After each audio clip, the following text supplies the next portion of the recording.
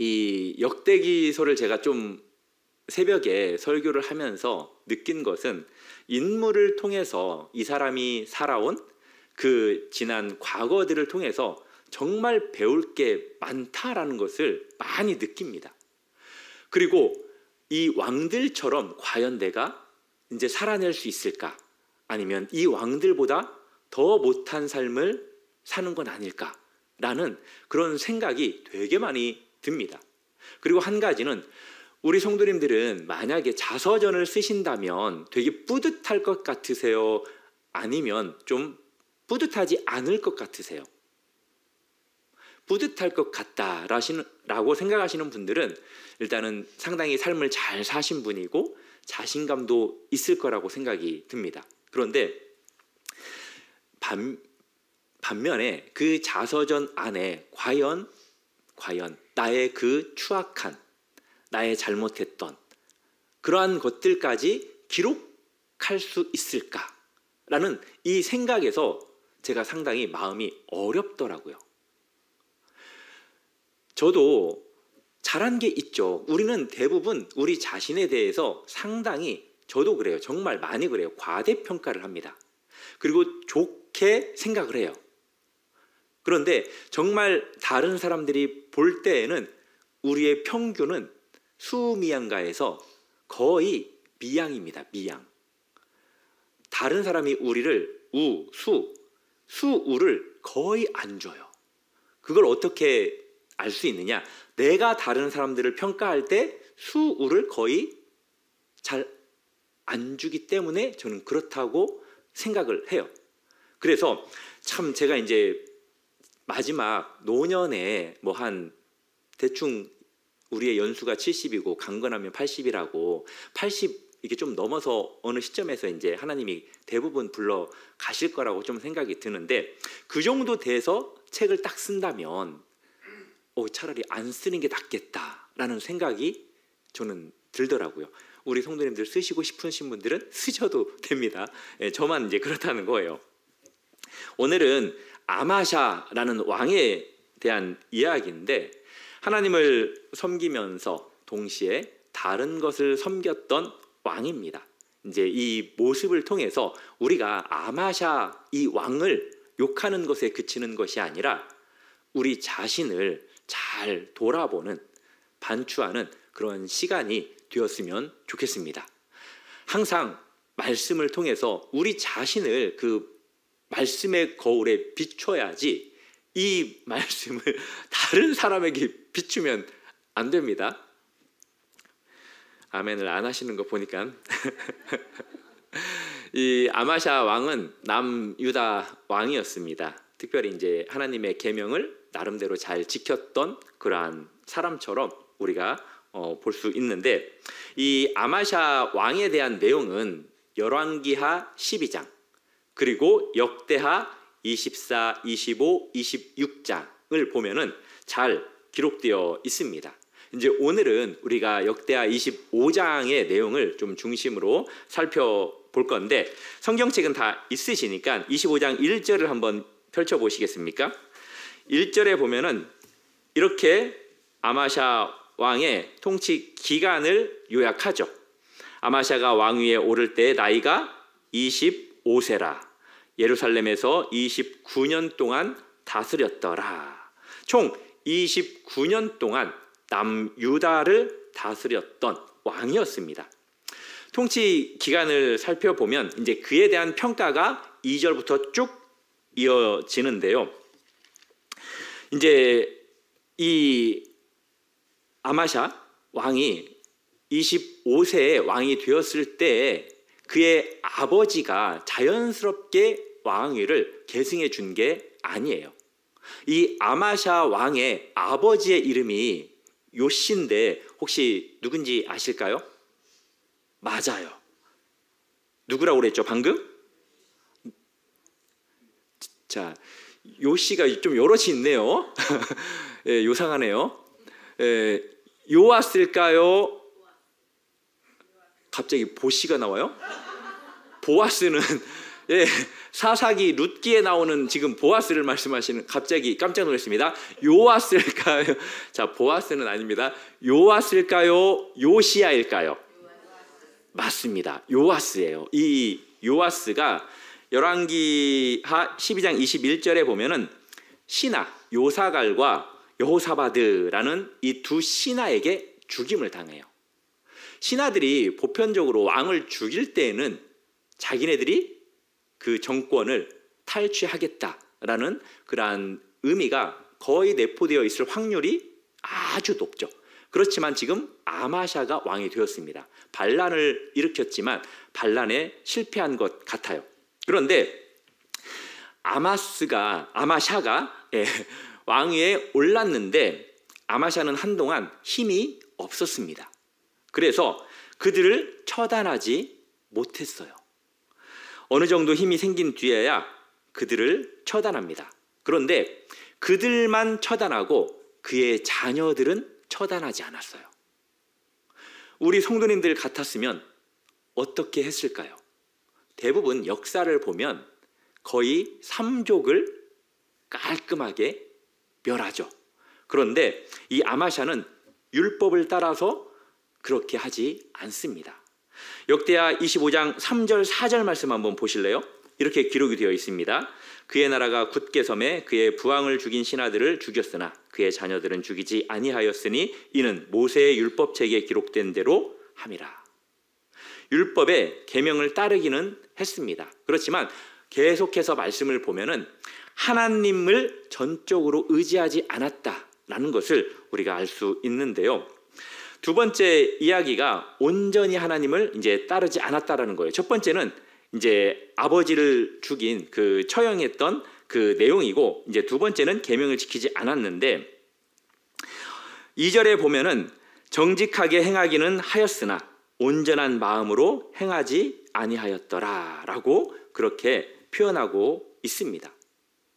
어떻게 이가 계명을 잘 지키지 않았는지, 하나님께 온전히 의지하지 않았는지는 우리가 다음에서 살펴볼 수 있는데, 그 말씀이 5절, 6절 말씀이에요. 하나님을 온전히 의지하지 않았다라는, 이게 중점이거든요. 5절, 6절 말씀 우리 같이 한번 읽어볼까요? 시작. 아마샤가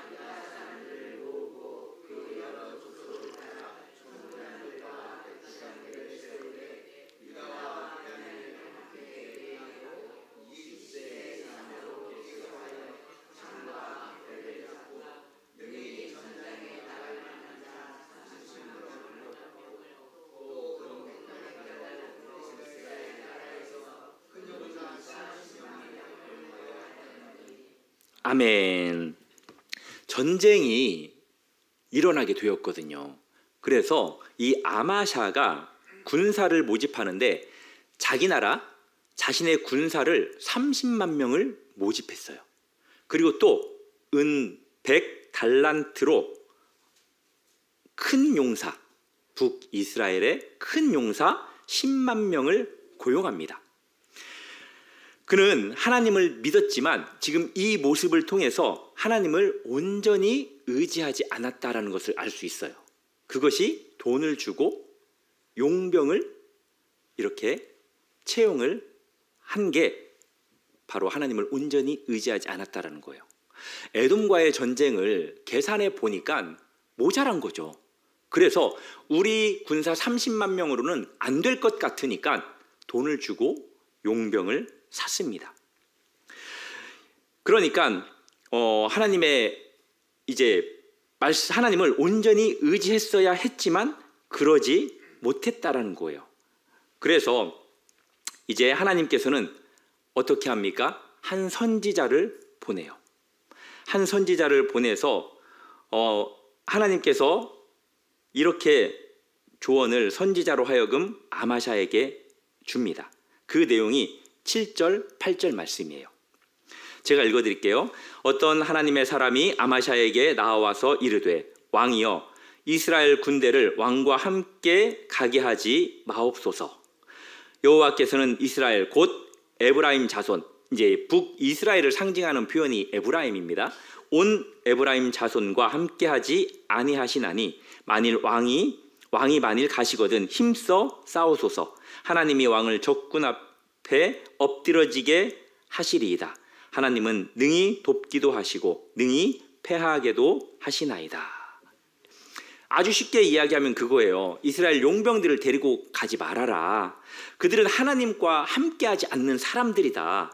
왕의 군사들과만 함께해라. 하나님이 도와주실 것이다. 하나님이 능히 이기게 해줄 것이다. 선지자의 말씀을 들었던 아마샤는 고민에 빠졌어요. 왜 그러느냐? 은 100달란트나 주고 용병을 샀거든요. 은 100달란트면은 3,400kg이에요. 3.4톤입니다. 지금 돈으로 따지면 그 10만 명을 용병으로 채용할 때 얼마냐면 600억이에요. 600억을 주고 10만 명을 샀는데 얼마나 아깝겠어요. 그런데 하나님께서 그렇게 하지 말라고 이야기를 했습니다. 그러면서 이 선지자가 어떻게 이야기를 합니까? 여호와께서는 능히 이보다 많은 것을 왕에게 주실 수 있나이다 라고 그렇게 이제 9절에서 이야기를 합니다. 결국 아마샤는 용병들을 돌려보내죠. 그들에게 꽁돈을 준 거나 마찬가지입니다. 여기까지 하나님의 말씀을 따라가는 훌륭한 신앙인처럼 우리는 해석할 수 있어요. 그런데 뭐 전쟁도 마찬가지로 이겼어요. 그런데 여기에서 문제가 발생을 합니다. 그게 뭐냐면 11절, 12절이에요. 11절, 12절 말씀 한번 같이 읽어볼까요? 시작.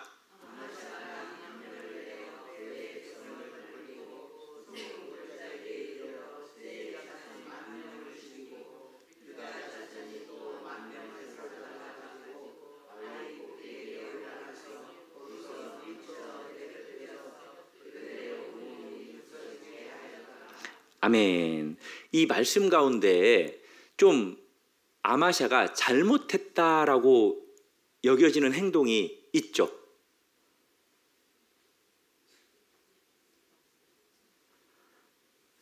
그냥 보면은 이렇게 잘 안 보이시나요? 예, 세일 자손 10,000명을 죽였습니다. 자, 전쟁에서 죽이는 건 당연하죠. 그렇지만 그 다음 말씀을 보면은 어떤 표현이 있습니까? 10,000명을 사로잡았어요. 근데 그 사로잡은 사람들을 어떻게 했습니까? 바위 꼭대기에 올라가서 거기에서 밀쳐 떨어뜨렸고 그들이 온몸이 부서지게 만들었어요. 이것은 율법을 어기는 겁니다. 하나님의 계명을 지키지 않는 거예요. 이제 우리가 이 말씀을 읽다 보면 얼핏 그냥 읽으면 뭐 당연한 것처럼 그냥 여겨져요. 그런데 자세히 생각해 보면은 이 아마샤 왕은 율법을 위반한 겁니다. 하나님의 율법을 어긴 거예요. 그렇게 어떤 율법은 지키고 어떤 율법은 지키지 않았다라는 거예요. 그래도 여기까지는 전쟁에서 성공하고 돌아왔습니다. 아마샤의 모습을 우리가 보면 뭐 당연한 것처럼 그래도 생각할 수 있습니다. 그런데 그 다음 내용은 점점 안타까운 내용으로 흘러가요. 그게 뭐냐? 14절 말씀인데 아마샤가 에돔 사람들을 죽이고 돌아올 때에 세일 자손의 신들을 가져와서 자기의 신으로 세우고 그들 앞에 경배하며 분향한지라. 전쟁에서 이기게 한 그 하나님을 찬양하거나 감사했다라는 내용이 없어요. 오히려 그들의 우상, 신을 가지고 그 신에게 경배하고 분향한 것을 보게 됩니다. 참 놀라운 일이죠. 놀자라고 우리가 이런 때 표현하잖아요. 하나님을 따랐고 하나님의 명령대로 행해서 전쟁에 나가서 승리했습니다. 하나님이 도와주신 전쟁이라는 사실을 분명하게 드러냈어요. 자기 나라 군사들만 데리고 갔었으니까. 그럼에도 하나님께 감사하지 않고 하나님 전 앞에 나아가 기도하지 않고 하나님께 영광을 돌려드리지 않았다라는 거예요. 오히려 돌아오면서 이방 신들을 가지고 왔습니다.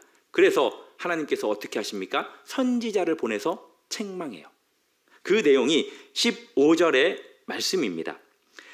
그러므로 여호와께서 아마샤에게 진노하사 한 선지자를 그에게 보내시니 그가 이르되 저 백성의 신들이 그들의 백성을 왕의 손에서 능히 구원하지 못하였거늘 왕은 어찌하여 그 신들에게 구하나이까? 라고 그렇게 고백을 합니다. 어떻게 자기 백성도 구하지 못한 신을 가지고 와서 그 신에게 분향할 수 있냐? 그렇게 힘없는 약한 신을 왜 경배하냐? 하나님께서 선지자를 통해서 그렇게 책망을 하셨습니다. 우리 성도님들 같으면 이러한 책망을 들으면 어떻게 하죠? 받아들이죠. 깨닫죠. 아멘이죠. 아마샤 왕은 그렇게 하지 않았어요. 오히려 말하는 그 선지자를 책망합니다. 하나님의 경고를 무시해요. 참 우리가 누구의 그 조언을 듣는다는 것, 경고를 듣는다는 게 참 어렵습니다. 그게 왜 어렵느냐? 경고해주는 그 사람을 존중하지 않기 때문에 그래요. 그 사람을 동등하게 생각하거나 아니면 내 자신보다 낮게 있다라고 생각하면 그 조언이, 그 경고가 전혀 우리 마음에 와닿지 않아요. 이게 참 어렵습니다. 저도 그래요. 참 이게 우리가 살아갈 때 어른이든 아니면 동년배든 친구든 아니면 후배든 이런 사람들이 이야기하는 걸 잘 들을 수 있어야 됩니다. 우리가 이 부분은 되게 노력을 해야 되는 부분이죠. 그래서 이 왕이 선지자에게 이렇게 말을 합니다. 아직 말할 그때 16절에 보면 왕이 그에게 이르되 우리가 너를 왕의 모사로 삼았느냐? 조용히 해라. 안 그러면 너 우리한테 맞는다. 너 나한테 맞는다. 라고 그렇게 호통을 칩니다. 방금 이야기했죠. 왜 아마샤는 도리어 선지자를 책망했고 하나님의 경고를 듣지 않았을까요? 왜 회개하지 않았을까요? 방금 그런 이유가 어쩌면 있었을지 모르고 성경에는 정확히 말하고 있진 않아요. 그렇지만 열왕기하 14장 3절 4절 보면은 그가 그렇게 한 행동에 대해서 우리가 좀 추측할 수 있습니다. 같이 한번 읽어볼까요? 시작. 아마샤가 여호와 보시기에 정직히 행하였으나 그의 조상 다윗과는 같지 아니하였으며 그의 아버지 요아스가 행한 대로 다 행하였어도 오직 산당들을 제거하지 아니하였으므로 백성이 여전히 산당에서 제사를 드리며 분향하였더라. 아멘. 이 평가를 토대로 우리가 생각을 해본다면 아마샤가 에돔 땅에서 돌아올 때에 왜 이방인들이 섬기던 그 신들을 가지고 왔느냐, 그 신상에 대해서 왜 경배했느냐라는 것을 알 수 있습니다. 이 아마샤는 하나님도 섬기지만 산당에서 백성들이 다른 신들을 분향하는 것을 내버려 둔 것은 그러한 신들을 동일하게 이 아마샤도 섬겼다라는 거예요. 오늘 제목이 뭐죠? 하나님 플러스 알파. 뭐 알파 오메가로 생각하시면 안 됩니다. 하나님은 하나님이고 또 다른 것은 또 다른 것으로 섬겼다라는 거예요. 그런 면에서 질문 한번 드리겠습니다. 하나님이면 충분합니까? 정말 충분하십니까? 우리가 이 질문에 항상 자신 있게 답해야 돼요. 참 쉽지 않아요. 정말 쉽지 않습니다. 그런데 솔직히 하나님이면 충분하고도 충분해요. 안 그렇습니까? 하나님, 나중에 이제 이야기를 하겠지만 부족함이 없거든요. 그 어떠한 것으로도 하나님을 능가할 수가 없어요. 이 아마샤는 나는 하나님의 백성이다, 나는 하나님을 잘 섬긴다 라고 말하고 그렇게 생각했겠지만 또 이 아마샤는 플러스 알파 다른 신들까지도 그렇게 섬겼어요. 어떤 면에서는 하나님을 온전히 신뢰하지 않았다라는 거예요. 이게 이제 핵심이거든요.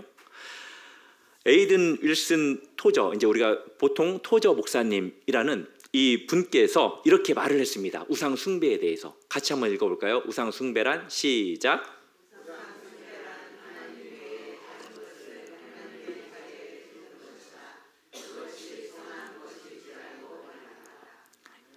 예, 이 마지막 문장이 참 우리 마음에 많이 이렇게 자리를 잡을 거라고 생각이 듭니다. 우리는 선한 것은 괜찮다라고 여겨요. 그렇지만 선한 것일지라도 하나님 자리에 두어서는 절대로 안 된다라는 것입니다. 아마샤의 문제를 아주 정확히 지적하는 그러한 표현입니다. 명백하게 아마샤는 우상 숭배를 했어요. 다른 것을. 그런데 우리는 어떤 면에서 더 교묘한 방식으로 하나님의 자리를 다른 것으로 둘 때가 많이 있습니다. 뭐 깊이 생각하지는 않겠지만 가장 대표적인 게 돈인 것 같아요. 이제 그런 이야기를 하더라고요. 이 세상에 제일 많이 영향을 끼친 게 두 가지가 있대요. 첫 번째는 뭘까요? 두 가지 중에 하나는 뭘까요? 맞아요. 돈이래요. 돈. 제일 많은 영향을 끼친 것 두 가지 중에 하나가 돈이래요. 제가 그 이야기를 듣고 부정하기가 어렵더라고요. 세상의 모든 돌아가는 그러한 모습들을 보면. 그리고 또 하나는 뭐냐면 신이래요. 신. 이 세상에 이 두 가지가 가장 많이 온 인류에 영향을 끼쳤다라고 이야기를 합니다. 그러니까 첫 번째는 하나님이라고 볼 수 있고요. 두 번째는 돈이라고도 볼 수 있다라는 거예요. 돈이 아니면 성공, 인정, 우리의 자녀, 건강 이런 것들이 이제 하나님 자리에 놓여지는 그러한 경우들이 발생한다라는 거죠. 이것들을 하나님보다 더 우선시하지 않기를 바랍니다. 그러기 위해서는 우리가 하나님의 말씀을 이런 것들과 타협하면 안 된다는 거예요. 그럴 때 바로 현대판 우상 숭배를 우리가 하게 된다라는 겁니다. 그리고 성경의 인물 가운데 이런 실수를 한 또 인물이 하나 있죠. 사사기에 나오는 인물 가운데 삼손 아니죠. 사사 중에 이제 이렇게 전쟁에서 이겨가지고 띵동댕동 맞습니다. 기드온이죠. 기드온. 예, 기드온이 300 왜 용사라고 하는지 우리는 모르겠어요. 그냥 300명인데 뭐 걔네들이 한 게 뭐가 있어요? 그쵸? 솔직히 그냥 물 핥은 것밖에 더 있어요. 그랬더니 선발돼 가지고 이렇게 300명이 미아동, 예, 이제 미디안의 연합군 몇 명인 줄 아세요? 예, 이거 좀 어려우니까 제가 그냥 답변 드릴게요. 13만 5천 명. 300명과 13만 5천 명의 전쟁이 일어났습니다. 그냥 숫자상으로 따지자면 한 사람이 450명을 무찔러야 돼요. 거의 불가능하죠. 전적으로 하나님이 이기게 하신 싸움이죠. 이 13만 5천 명에 대한 표현은 군대는 메뚜기 같다고 그랬고 그들이 타고 있었던 낙타는 바닷가에 모래알같이 많다라고 그랬어요. 이들을 다 무찔렀습니다. 이스라엘 백성들이 너무나 놀란 거예요. 큰 기적을 일으켰으니까. 그래서 이 기드온에게 자녀들과 함께 우리를 다 다스려 달라. 그랬더니 무슨 소리냐. 우리를 다스리는 분은 다스릴 분은 오직 하나님밖에 없다. 그런데 그렇게 해서 딱 끝났으면 좋았을 텐데 그들에게 야 이번에 취한 전리품들을 나한테 줘라. 이제 다 금덩어리들이죠. 그 금덩어리를 가지고 무엇을 만들어요? 에봇을 만들어요. 그래서 자기 고향에 가지고 가서 그 에봇을 둡니다. 당연히 뭐 하나님 앞에 영광을 돌리기 위해서 두었겠죠. 그렇지만 그게 어떤 일이 발생이 됩니까? 백성들이 그 에봇을 음란하게 섬기는 거예요. 이제 추억이 되는 거죠. 우리를 이기게 만들었던 신으로 그렇게 섬기는 겁니다. 그래서 사사기 8장 27절에 보면은 제가 읽어드릴게요. 기드온이 그 금으로 에봇 하나를 만들어 자기의 성읍 오브라에 두었더니 온 이스라엘이 그것을 음란하게 위함으로 그것이 기드온과 그의 집에 무엇이 되었다고요? 올무가 되었습니다. 이런 실수를 벌이게 된 거예요. 결국 이스라엘 백성이 우상처럼 그것을 섬겼고 기드온에게는 그 집안에게는 올무가 되었습니다. 하나님께서 하나님께 승리를 받았지만 그 승리 후에 하나님이 아닌 다른 것들을 의지하는 모습을 보게 되는데 이게 기드온의 모습이자 아마샤의 모습이라는 거예요. 우리도 이게 위험합니다. 우리 기도하러 왔죠. 오늘 기도하러 와서 기도가 응답된다면 그것이 까딱 잘못하면 이런 우상이 될 수 있어요. 그런 적 없습니까? 그런 경우 없어요? 간절히 기도했는데 응답되잖아요. 평생 우리는 그건 울거먹어요. 그것을 이루신 하나님께 영광을 돌리기보다도 내가 어떻게 기도했는지를 이야기를 합니다. 40일 금식기도 하신 분들은 엄청나요. 그 프라이드가. 저는 40일 할 자신도 없는 놈이 이런 말 하니까 없는 사람이 참 부끄러운데 40일 동안 금식하신 그 목사님들은 그걸 가지고 평생 이제 목회하는 거예요. 그리고 이제 우리도 그렇잖아요. 어떤 상황을 통해서 그것을 이루어내면 응답을 받으면 정작 그 다음에 하나님은 잊어버리고 자기가 했던 그 방식 그리고 준비한 이제 자신의 그러한 노력들, 준비했던 노력들 이런 것들을 우리가 계속 생각하며 의지하고 그것을 우상으로 삼을 수 있다라는 거예요. 우리는 그렇게 때때로 하나님의 도우심으로 어떤 전쟁에서 승리할 때가 있습니다. 간절히 기도하며 구했던 일들, 함께 하심으로 이루어지고 원했던 바를 얻은 순간을 맞았던 적들이 있을 거예요. 이제 어떤 것들이 우상이 되느냐, 뭐 여러 가지가 있을 수 있겠지만 그냥 대표적인 게 보통 부모님들이 기도해가지고 낳은 아들, 딸도 아니에요.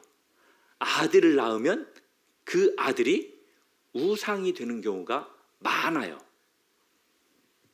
아주 극단적인 비근한 예죠. 그렇게 우리가 전쟁에서 이기는 그러한 전리품, 이 에돔의 신상 같은 그 전리품을 얻을 때도 종종 있다라는 겁니다. 하나님이 주신 거죠. 전리품이자 선물이고 하나님께서 승리해 주셨다라는 표징입니다. 그러나 그것이 우리가 얻은 전리품을 도리어 섬기고 우리의 신이 되어 하나님이 우리의 삶에서 떠나버리는 그러한 경우도 상당히 많다라는 거예요. 사랑하는 성도 여러분, 우리가 경배하는 그러한 자리에 하나님이 계시기를 바랍니다. 다른 것을 놓지 않기를 바랍니다. 복 자체가 마치 신처럼 우리 위에, 하나님 위에 그렇게 군림하는 그러한 일을 만들지 않기를 바랍니다. 참 쉽지 않아요. 우리는 과연 하나님만 섬기고 있습니까? 우리 성도님들은 진정으로 하나님만 섬기고 있습니까? 아니면 슬그머니 스물스물 다른 것들까지 섬기고 있습니까? 오늘은 그것을 내려놓으시기를 바랍니다. 아마샤가 하나님을 신뢰하지 않아서 이제 고용했던 그 용병들로 인해서 큰 이제 역사적으로 나라가 멸망하는 그러한 단초가 되기도 합니다. 또 하나님이 승리를 주셔서 포로처럼 잡아온 에돔의 신상에 경배한 것이 아마샤를 결국 망하게 하는 영적인 단초가 되기도 해요. 우리는 하나님과 다른 것을 겸하여 섬길 수 없습니다. 하나님은 어떤 분이십니까? 제가 중간에 말씀드렸죠. 하나님이면 충분하다고. 하나님은 어떤 분이시냐면 창조주 하나님이십니다. 하나님은 지치지 않으시는 분이에요. 전능하신 분이시고요. 능력이 한이 없으십니다. 유일하신 분이에요. 하나님 외에 다른 신은 존재하지 않습니다. 그렇기 때문에 우리가 다른 신을 섬기려 하면 하나님이 질투하세요. 하나님은 질투의 하나님이십니다. 믿으십니까? 이 질투의 하나님이라는 것은 우리가 다른 것을 섬기려고 하는 그것이 대단해서가 아니에요. 아무것도 그 어떠한 것도 대단하지 않아요. 왜 하나님께서 질투하시느냐? 나무나 돌 같은 그러한 피조물을 하나님과 동등하게 여기려고 하는, 하나님 높이에 그것을 놓는 그 말 같지도 않은 그러한 행동하는 그것이 너무나도 화가 나고 진노하시고 그것을 질투하시는 분이라는 거예요.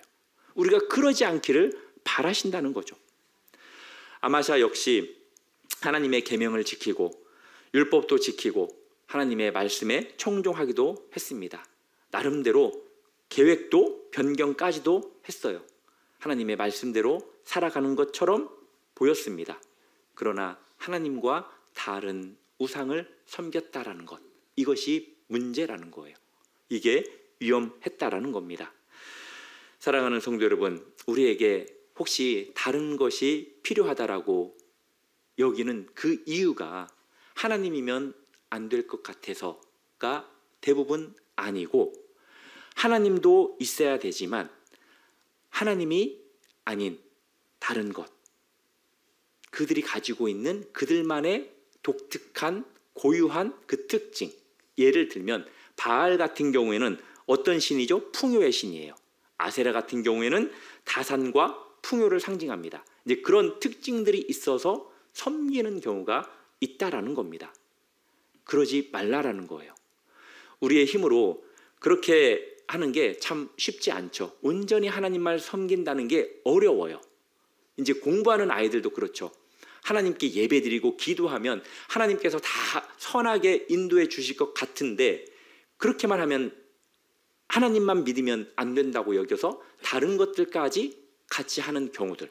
우리도 그렇잖아요. 밥만 먹으면, 예를 들면 키 큰다, 그러면 애가 밥만 잘 먹으면 되는데 그것 가지고는 안 되니까 다른 것들까지도 하는, 조금은 이제 얘가 좀 어긋나는 것 같은 그런 느낌도 들지만, 결국 중요한 건 하나님이 아닌 다른 것들을 의지하면 안 된다라는 겁니다. 우리가 그러기 위해서는 어떻게 해야 되느냐? 성령님을 의지해야 돼요.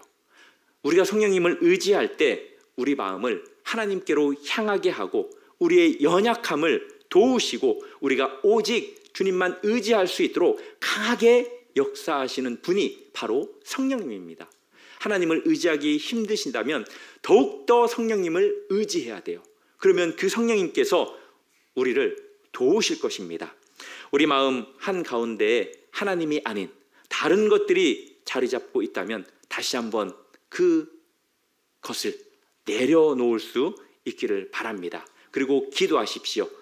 저로 하여금 주님이라면 주님만으로 충분하게 여길 수 있게 해달라고, 저로 하여금 하나님 한 분만으로 만족할 수 있게 해달라고 그렇게 기도하십시오.